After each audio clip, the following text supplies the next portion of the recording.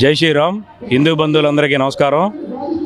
గత 4 రోజుల క్రితం కడప జిల్లా రాయచోటిలో శ్రీ వీరభద్రస్వామి దేవస్థానం శివరాత్రి సందర్భంగా జరిగే పారివేడు రథోత్సవ కార్యక్రమంలో మన హిందూ బంధువులందరూ విరివిగా సాంప్రదాయబద్ధంగా మేళతాళాలతో స్వామివారిని ఊరేగింపుగా తీసుకెళ్లడం జరిగింది.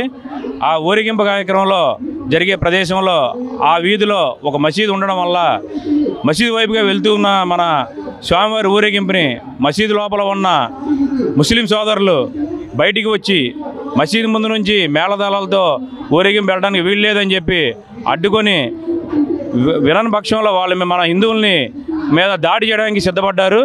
ఈలోగా పోలీస్ సిబ్బంది వారు వచ్చి ఇరువురిని సముదాయించి రథోత్సవాన్ని యథావిధిగా కొనసాగించేలాగా పోలీస్ సిబ్బంది వారు పంపించగా మళ్ళీ మసీదు పక్షంలోంచి రాళ్ళు రువ్వి హిందువులు చల్లాచెదురుగా చేసే విధంగా వాళ్ళు ప్రయత్నాలు చేశారు.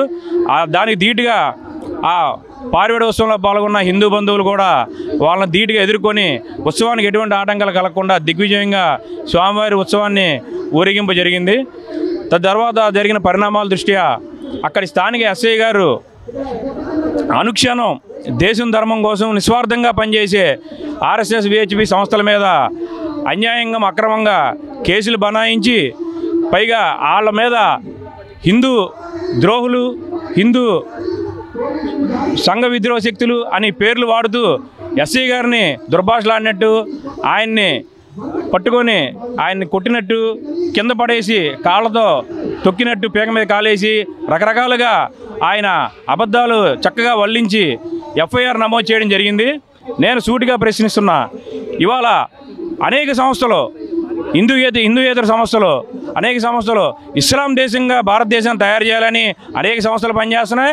మిషనరీ సంస్థలు క్రిస్టియన్ దేశంగా మార్చాలి భారతదేశాన్ని అని చెప్పి అనేక సంస్థలు పనిచేస్తుంటే ఎటువంటి స్వార్థం లేకుండా మళ్ళీ భారతదేశం మరో 2 ముక్కలు కాకూడదు అనే ఉద్దేశంతో నిస్వార్థంగా పనిచేసే భారతదేశంలో ఏకైక సంస్థలు ఆర్ఎస్ఎస్ విశ్వ హిందూ పరిషత్ సంస్థలు.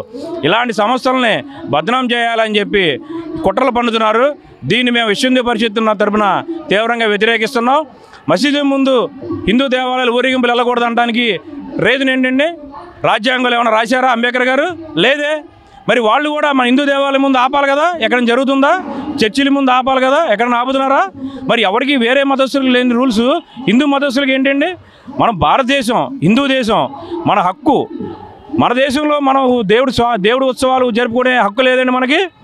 పోలీసులు సెక్షన్లు కూడా పెడతారంటారు. ఏ సెక్షన్ పెడతారు? మసీదు ముందు మేళాలతో ఊరేగింపు వెళ్తే ఏ సెక్షన్ ఉంది చెప్పండి? రాజ్యాంగంలోని సెక్షన్ ఉందా? పోలీసు వాళ్ళ దగ్గర ఏమైనా లీగల్గా సెక్షన్లు ఉన్నాయా? చూపించమనండి. చేస్తే అందరికీ సమన్యాయం చేయమండి. సౌండ్ పొల్యూషన్ యాక్ట్ని కూడా వైలేట్ చేస్తూ మసీదుల్లో ఉదయం 5ంటికి 4ంటికి రాత్రి 11ంటికి 12ంటికి నమాజులు చేస్తున్నారు. సౌండ్ పొల్యూషన్ యాక్ట్ని వైలేట్ చేస్తూ అయినా సరే మేము సహకరిస్తున్నాం. మీకేంటి ఇబ్బంది? దేశంలో అందరం కూడా సోదరభావంతో మెలగాలన్నదే మా ఆకాంక్ష. కానీ మీరు పక్షపాతంగా మీరు ఇలా చేయడం అనేది దుర్మార్గం.